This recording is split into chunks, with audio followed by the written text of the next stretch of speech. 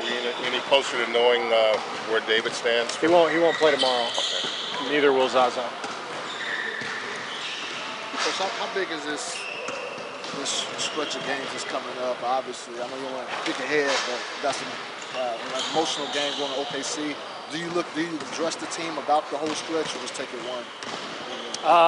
We always gather at the very beginning of the week, and you can probably even see on that board, we just put the week schedule.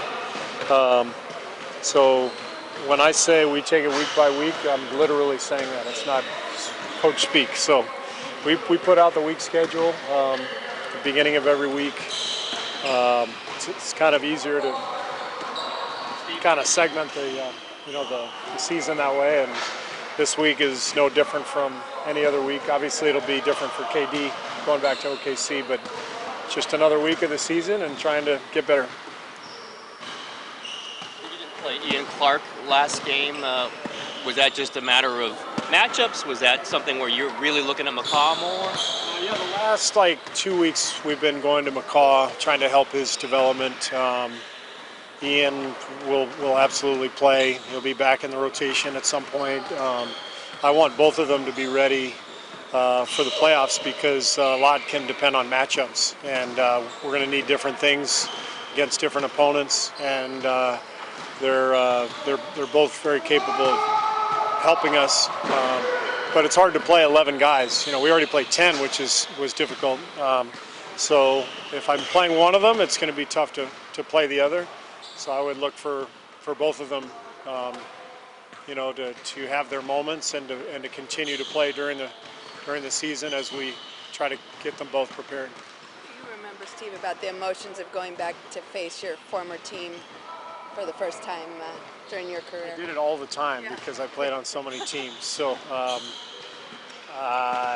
it always gives you a bounce in your step when you go back to the place where you played. You get an emotional kickstart.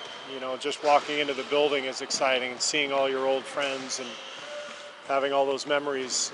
So for me, it was going back to Cleveland after 3 years as a Cav. It was going back to Chicago, after 5 years, and then the Spurs traded me after 3 years. I went to Portland. Coming back into the Alamo Dome was bizarre. It's a weird feeling, but it's nice because out of 82 games, sometimes you need that emotion, and that'll definitely do it. And I can't even imagine what it'll feel like for KD. I mean, that's a totally different level.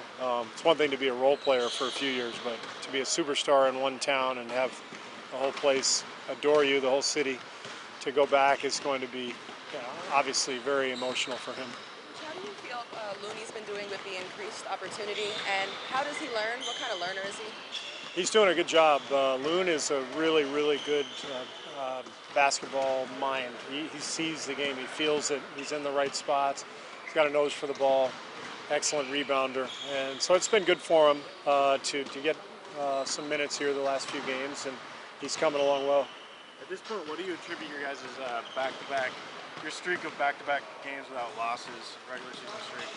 Well, talent is number one. I mean, you have to have talent in this league, and we have enough talent where we don't have to be at our best to win games, and not everybody can say that, obviously. So we're really blessed to have the players that we do, and avoid a losing streak of any kind. It's really a remarkable streak. I don't know how much longer it's going to last. I think it's. I'm not trying to jinx this, but it's an incredible feat. Obviously, an NBA record, but first and foremost, it's talent. But on top of that, it's competitiveness, and that's obvious. You don't get through almost 2 years without losing back-to-back games without being super competitive. So I'm proud of our guys for that. Do you consider how much that helps chemistry? Just not having to deal with any losing streaks? Oh yeah, for sure.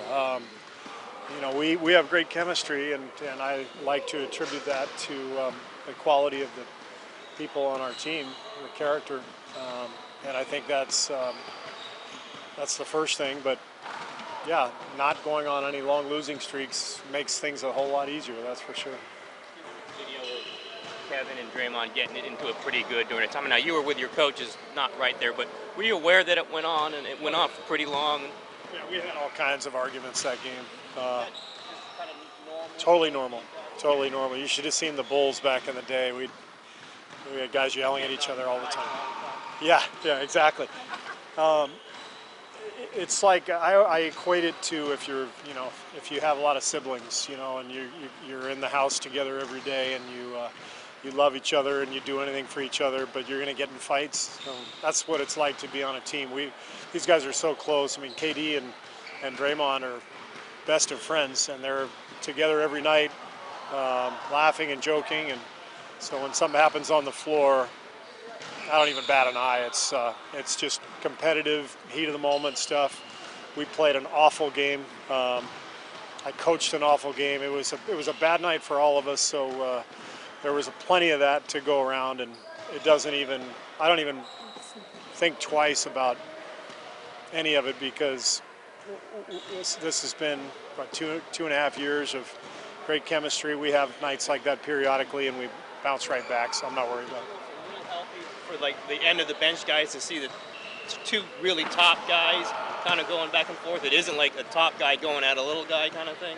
Yeah, I mean it's. I think all that stuff is healthy. It's healthy for the guys at the end of the bench to hear me getting on Steph or KD or Draymond about missing an assignment. It's healthy for them to see the players hashing everything out, even in a heated way. I mean, we're trying to fix whatever's going on, and there's always a line, right? You can't cross the line, and I think our guys do a good job of walking that line and bouncing back the next game, and it's never been an issue. Has Zaza been reevaluated yet? Has Zaza had any further follow-up exams or anything? Yeah, and he did not practice today, so he's not going to play tomorrow, and he's just day by day. Yeah, he's doing better. Yeah. What kind of challenges do the Bulls face? Well, they're streaky. They're hard to figure out. I mean, you know that better than anybody. They've looked great at times. They've had big wins against some of the best teams, and they'll have a bad stretch, and so they're tough to figure out. But they have great talent with Jimmy and Dwayne on the perimeter, especially, and I like their big guys. They're a good post-up team. You don't see a lot of that these days, but they have a lot of guys they can go down on the block too. So we've got to be ready, and we haven't seen them yet this year either. So at this point in the year, pretty much every game we're going against somebody we've seen already. We have an idea. This is a brand new team for us, and we got to be ready for whatever's coming our way. What stands out about the tenacity that Butler plays defense with, also like Clay plays defense with? Yeah, he's so physically strong. Guys like that who can just run all day and be physical and get into people and still perform at the offensive end. That's probably the most unique trait that Jimmy has, just the two-way ability. And to me, that's the biggest thing when it comes to winning. When you want to win, it's guys like him or Kawhi Leonard or Clay, you mentioned.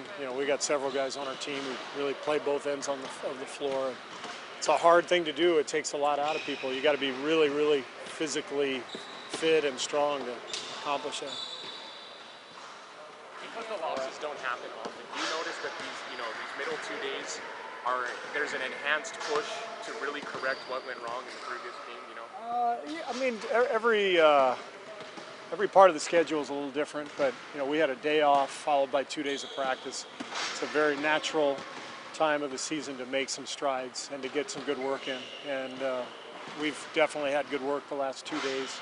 I feel like we are going to be sharper tomorrow, but we'll see. How's David West doing? David's good. He went through practice today. He's still not ready. He's still got some pain, and he's going to be reevaluated in a few days, but he won't play tomorrow. All right, thanks, Coach.